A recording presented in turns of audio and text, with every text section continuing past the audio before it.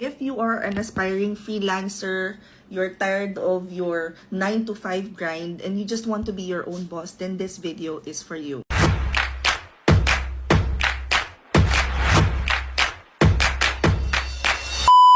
Usapan natin, kasi yung question dito ni Dre, when ulit daw magkakaroon ng class for PPC specialist, and may open and close parenthesis na Amazon VA. Magkaiba yan. Let's talk about bakit nga ba kailangang matuto ng isang aspiring freelancer ng PPC or pay-per-click advertising. It's actually media buying. So set up kayo ng ads. Ang ginagawa ng PPC is it allows freelancers to diversify their services. So, hindi lang kayo mag-o-offer ng services sa virtual assistant, pwede nyo na siyang i-offer as a separate service na apart from being your virtual assistant, I know how to run PPC ads, how to set up ads on Google, Facebook, Instagram. A lot of clients right now, and a lot of businesses, they rely on PPC advertising to drive traffic, to perhaps generate leads, increase yung conversion, or yung basically just to fill the sales pipeline na lang hindi pa nga bentang-benta. So, they're just looking for help in getting more leads sa pipeline nila na pwede nilang i-convert to possible customers. Another thing na ginagawa ng PPC specialist, kaya high demand siya ngayon, is yung expertise mo as someone who's able to offer PPC. Is you're able to offer comprehensive digital marketing solutions. So, if ang gusto nyong gawin is, diba, ang dami nagtatanong, pwede bang, meron ka bang ino-offer na FB course o FB ads? Kasi nga, na-highlight siyang masyado siyang na-hype.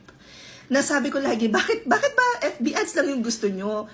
How about pag-aralan nyo mag-run ng ads sa lahat ng platforms? Google, Instagram, lalo na ngayon, TikTok. If marunong kang mag-run ng PPC, clients often prefer to work with freelancers who can handle multiple aspects of digital marketing. And by incorporating PPC into your skill set, bilang freelancer, you can offer more comprehensive solutions kagaya ng combining PPC with content marketing or SEO strategies, and it really helps improve client results.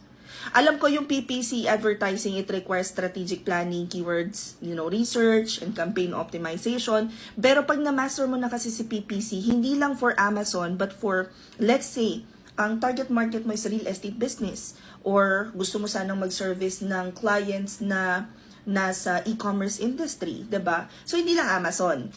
As long as you know the basics of PPC, you should be able to tap into different industries. Tapos, kagaya rin lang yan ang paghahanap ng niche. Mararamdaman mo kung ano yung pinakang comfortable ka. Yung mga tao na marunong ng PPC or may idea how PPC works, at lalo na kapag na-master nila yon, they stay ahead of the competition. As a freelancer, market continues to evolve, and staying updated with the latest digital marketing trends is crucial. By learning PPC, freelancers or aspiring freelancers can stay ahead of their competition and position yourselves as experts in the field.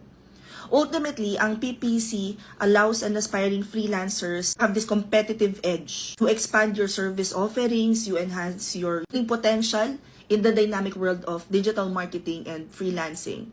So, if you guys are interested to join, we actually have PPC class, and may kasama na siyang internship. Yes po, may kasama na rin po siyang certificate after nun. But before nyo makuha yung internship, mag-application book muna kayo. Tuturuan muna namin kayo kung paano mag-apply. Magpa-final activity kayo, magwa-one-on-one kayo with me. Wala kayong choice. Kailangan nyo muna akong makausap.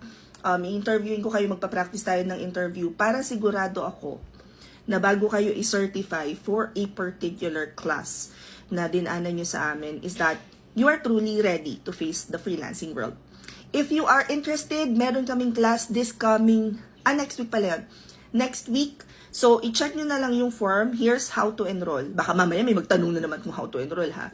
Ganito kung paano mag-enroll, okay? Kung dito nyo to napanood sa TikTok, click nyo lang yung link sa bio ko. Kung napanood nyo naman siya sa Instagram, i-click nyo lang tong link na to. Kung nasa Facebook ko naman kayo, i-check nyo yung caption.